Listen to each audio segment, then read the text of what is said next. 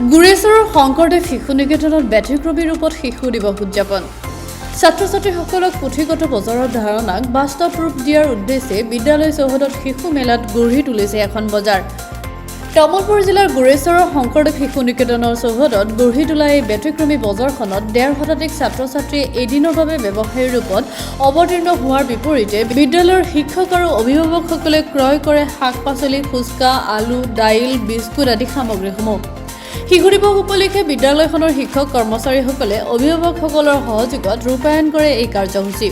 উল্লেখ্য যে অতীজৰে পৰা ব্যৱহাৰ কৰা অথচ বৰ্তমান লুপ্ত পাই হ'ব ধৰা কিছুমান বস্তুৰ সাম্যক জ্ঞান দিয়াৰ বাবে বিদ্যালয়খনত এক প্ৰদৰ্শনীৰ ব্যৱস্থা কৰাৰ লগতে বিদ্যালয়খনৰ বাৰ্ষিক মুখপাত্ৰ সোণজুৰি উন্মোচন কৰা হয়। নমস্কাৰ, আমি শংকৰদেৱ শিশু নিকেতন গুৰেশ্বৰৰ তৰফৰ পৰা জয়তে আপোনালোকলৈ আমি ধন্যবাদ জ্ঞাপন কৰিছোঁ। আজি এটা বিশেষ দিন, সকলোৰে জ্ঞাত 14 নৱেম্বৰ, আৰু এই 14 নৱেম্বৰৰ শিশু দিৱস অনুষ্ঠিত হৈছে। আমাৰ নিকেতনতো আমি জাক জমকতাৰে এই শিশু দিৱসটো উদযাপন কৰাৰ কাৰণে প্ৰয়াস কৰিছিলোঁ, আৰু ইয়াৰ লগত সংগতি ৰাখি আমি বিভিন্ন কাৰ্যসূচী আজি ৰাতিপুৱাৰ পৰাই ইয়াত অনুষ্ঠিত কৰিছোঁ। এখন বজাৰৰ ব্যৱস্থা কৰিছোঁ, ব্যতিক্ৰমধৰ্মী এটা অনুষ্ঠান।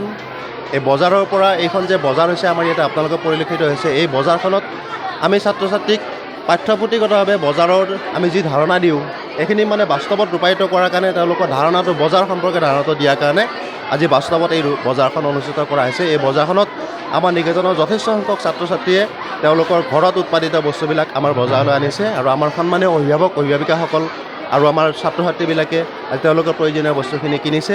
আমাৰ বিদ্যাৰ্থীসকল উৎসাহিত হৈছে, আৰু এইটো এটা ব্যতিক্ৰমী অনুষ্ঠান। আজি 14 নৱেম্বৰ দিনা ইয়াৰ লগত সংগতি ৰাখি আমি আন এটি কাৰ্যসূচী ৰূপায়ণ কৰাৰ প্ৰয়াস কৰিছোঁ। আমাৰ নিকেতনৰ বাৰ্ষিক জয়তে আপোনাসবক আমাৰ নিকেতনৰ তৰফৰ পৰা আমি ধন্যবাদ যাচিছোঁ।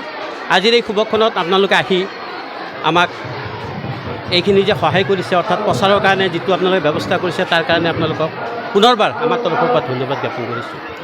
আজিৰ দিনটো আমাৰ কাৰণে সঁচাকৈ বৰ আনন্দৰ দিন। আমি প্ৰতি বছৰেই আজিৰ দিনটো অৰ্থাৎ এই 14 নৱেম্বৰ শিশু দিৱসৰ লগত সংগতি ৰাখি আমি বিভিন্ন কাৰ্যসূচীবিলাক আমি ইয়াতে পালন কৰোঁ।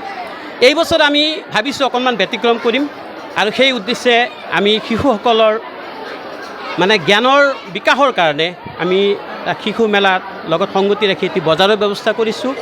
আৰু এই বজাৰৰ যোগেদি শিশুসকলে কেনেকৈ বস্তু বজাৰত কিনা বেচা হয়, তথা বজাৰত বস্তু কেনেকৈ বিক্ৰী কৰিলে কাষ্টমাৰ বেছি আকৰ্ষিত হয়, এই ধৰণৰ এটা সামগ্ৰিক জ্ঞান আমি দিয়াৰ প্ৰয়াস কৰিছোঁ। আৰু দেখিছোঁ ইয়াত বিভিন্ন ধৰণৰ মানে সামগ্ৰী বিদ্যাৰ্থীসকলে আনিছে, আৰু তাত যথেষ্ট ভিৰ হৈছে। আমাৰ অভিভাৱকসকল যথেষ্ট উৎসাহিত হৈছে, তেওঁলোকৰ যিটো অংশগ্ৰহণ আমি সঁচাকৈ আনন্দিত হৈছোঁ। ইয়াৰ দ্বাৰা আমি ভাবিছোঁ আমাৰ বিদ্যাৰ্থীসকলে নিশ্চয় লাভান্বিত হ'ব। আৰু ইয়াৰ লগত সংগতি ৰাখি আমি আৰু ইতিমধ্যে এটা প্ৰদৰ্শনীৰ ব্যৱস্থা কৰিছোঁ।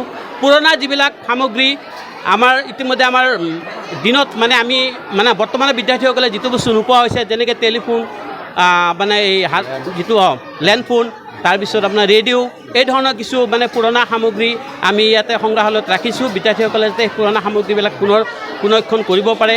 লগতে হাতে বনোৱা কিছু বস্তু আমি তাত প্ৰদৰ্শনীত ৰাখিছোঁ। আমি ভাবিছোঁ এইসকলৰ মাধ্যমত বিদ্যাৰ্থীসকলে নিশ্চয় কিছু নহয় কিছু জ্ঞান তেওঁলোকে লাভ কৰিব পাৰিব। আৰু ইতিমধ্যে আমাৰ আগৰ বক্তাজনে কৈছে যে আমি এটা বিশেষ সভাৰ আয়োজন কৰিছোঁ, শিশু সভা। তাত আমাৰ বাৰ্ষিক মুখপাত্ৰ সোণজুৰি আমি এইবছৰ উন্মোচন কৰিম, আৰু প্ৰতি বছৰে উন্মোচন